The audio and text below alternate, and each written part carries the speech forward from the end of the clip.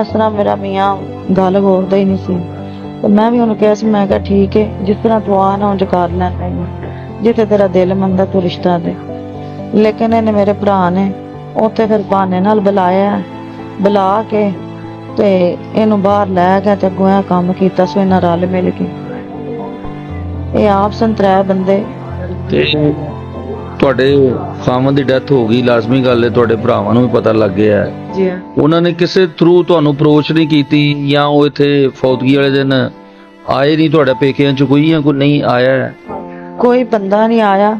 ਮੇਰੀ ਵੱਡੀ ਮਸ਼ੀਰਾ ਆਈ ਸੀ ਜਦੋਂ ਦਾ ਇਹਨਾਂ ਨੇ ਮੇਰੇ ਮੀਆਂ ਨਾਲ ਕੰਮ ਕੀਤੇ। ਅਸੀਂ ਮੇਰੀ ਮਸ਼ੀਰਾ ਦਾ ਕੋਈ ਆਣ ਜਾਣ ਉਹਨਾਂ ਨਾਲ ਨਹੀਂ ਸੀ ਤੇ ਮੇਰੀ ਮਸ਼ੀਰਾ ਆਈ ਸੀ, ਉਹਦਾ ਸਹੁਰਾ ਆਇਆ ਸੀ, ਉਹਦੇ ਬੱਚੇ ਆਏ ਸਨ। ਲੇਕਿਨ ਮੇਰੇ ਦੇਵਰ ਨੇ ਆਖਿਆ ਕਿ ਬਈ ਅਸਾਂ ਨਹੀਂ ਵੜਨ ਦੇਣਾ, ਨਾ ਮੂੰਹ ਵੇਖਣ ਦੇਣਾ, ਤੁਸੀਂ ਜੋ ਸਾਡੀ ਤੁਹਾਡੇ ਨਾਲ ਕੋਈ ਰਿਸ਼ਤੇਦਾਰੀ ਨਹੀਂ। ਮੈਂ ਵੀ ਉਹਨੂੰ ਕਹਿ ਦਿੱਤਾ ਸੀ, ਮੈਂ ਕਿਹਾ ਟੁਰ ਜਾ ਇੱਥੋਂ, ਇੱਧਰ ਆਉਣ ਦੀ ਕੋਈ ਜ਼ਰੂਰਤ ਨਹੀਂ ਹੈ।